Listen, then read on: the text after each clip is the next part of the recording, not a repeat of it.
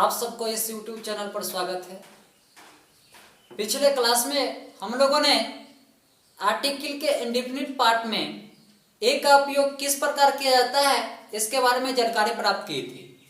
आज हम लोग उसी इंडेफिनिट पार्ट में एन का उपयोग किस प्रकार किया जाता है इसके बारे में जानकारी प्राप्त करेंगे।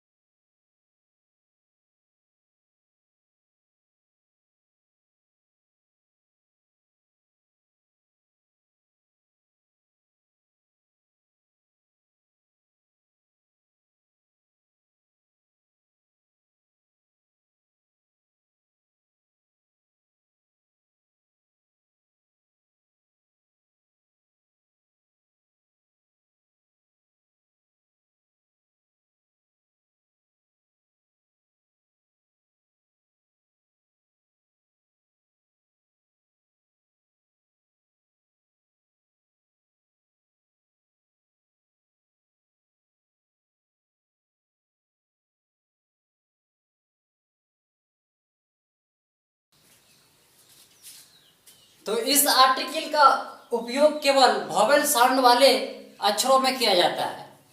कहने का मतलब वह अक्षर किसी अक्षर का प्रथम लेटर कॉन्सोनेंट क्यों ना हो, अगर उसका उच्चारण साउंड अगर वॉवेल आ रहा है तो उसमें एन का उपयोग करेंगे।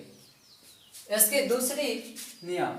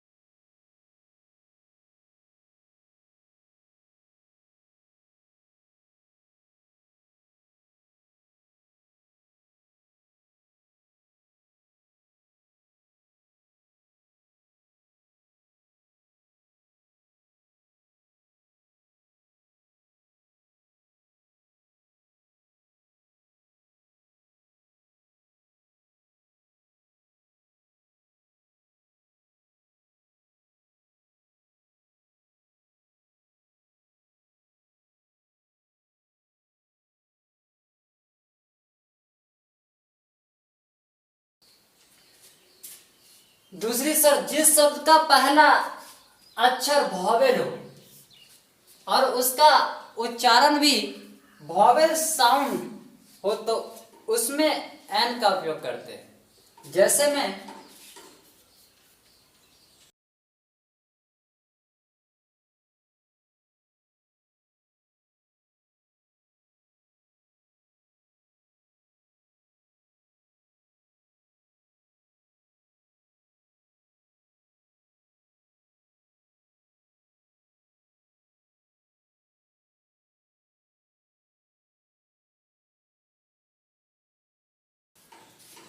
जैसे एप्पल का प्रथम अक्षर वॉवेल है, अगर इसकी उच्चारण किया जाए तो पहला अक्षर पहला उच्चारण साउंड वॉवेल आ रहा है, यानी कि अ से लेकर अंगा के बीच में आ रहा है। तो हमें पता है अ से लेकर अंगा के बीच में वाले जितने भी उच्चारण साउंड आते हैं उसके अंतर्गत एन को रखा जाता है। तो ये एक वॉवेल साउंड का उच्चारण है, इसलिए इसके पहले एन का उपयोग होगा। इस प्रकार दूसरा उदाहरण,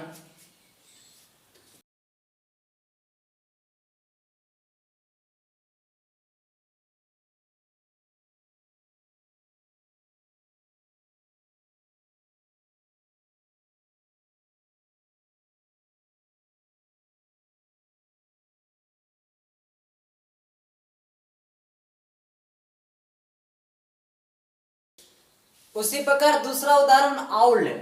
आउल का प्रथम लेटर वॉवेल है और इसका उच्चारण साउंड भी वॉवेल ही, तो इसलिए इसके पहले एन रहेगा। तो इससे आपको स्पष्ट हो गया होगा कि कोई भी अक्षर का प्रथम लेटर अगर वॉवेल हो और उसका उच्चारण साउंड भी वॉवेल हो तो उसमें एन का उपयोग किया जाता है।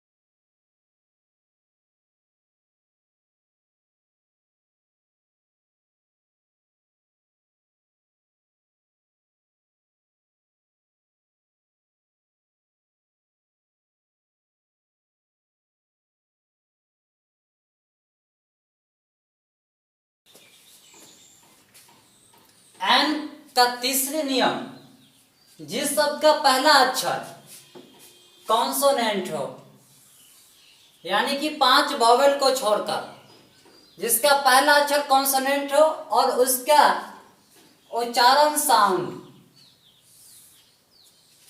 वॉवेल हो। अगर किसी शब्द का लेटर कॉन्सोनेंट होते हुए भी उसका उच्चारण साउंड अगर वॉवेल आ गया तो उसमें एन का उपयोग करते हैं। अगर ए का उपयोग करेंगे तो गलत हो जाएगा, क्योंकि ए और एन का उपयोग उच्चारण साउंड के आधार पर किया जाता है। तो किसी भी शब्द का लेटर कुछ भी हो, अगर वो कॉन्सोनेंट हो तो उसमें भी एन लग सकता है, अगर वो कॉन्सोनेंट हो, अगर वो वॉवेल हो तो उसमें भी ए लग सकता है। यानी कि कुछ भी हो सकता है, उसके उच्चारण पर वो डिपेंड करता है। तो इसके उदाहरण से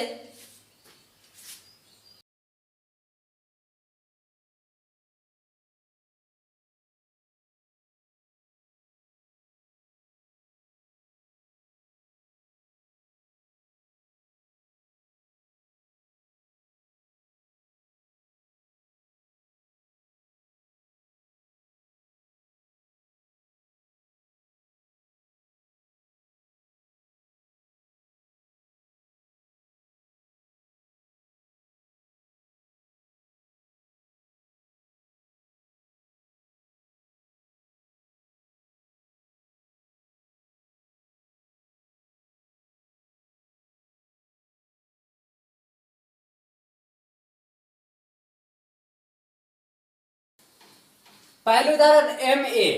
एम का इस शब्द का पहला अक्षर कॉन्सोनेंट है, लेकिन इसके उच्चारण साउंड वॉवेल आ रहा है।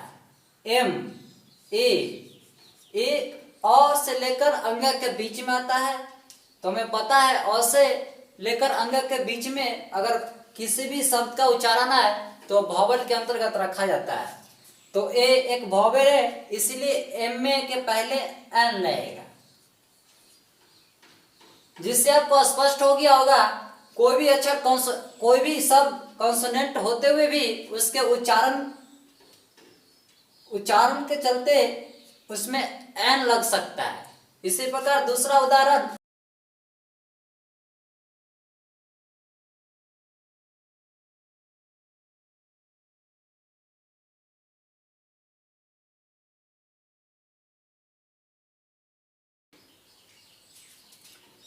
एक्सरे। एक्सरे का प्रथम वर्ड कॉन्सोनेंट है, लेकिन जब इसका उच्चारण यानी कि प्रोनाउंसिएशन साउंड करेंगे तो ये वॉवेल आ रहा है, इसीलिए इसमें एन का उपयोग होगा। तो इससे आपको स्पष्ट हो गया होगा किसी भी शब्द चाहे वो कॉन्सोनेंट हो चाहे वो वोवेल हो, उसको उच्चारण के आधार पर ही ए इंडेफिनिट आर्टिकल ए और एन का उपयोग किया जा सकता है। तो मैं आशा करता हूं कि आपको आर्टिकल के इंडेफिनिट पार्ट बहुत अच्छी तरह से समझ में आ गया होगा। आज के क्लास इतना ही पर समाप्त होता है। फिर अगले क्लास में इंडेफिनिट आर्टिकल का मिक्सिंग यूज किस प्रकार किया जाता है इसके बारे में जानकारी प्राप्त करेंगे।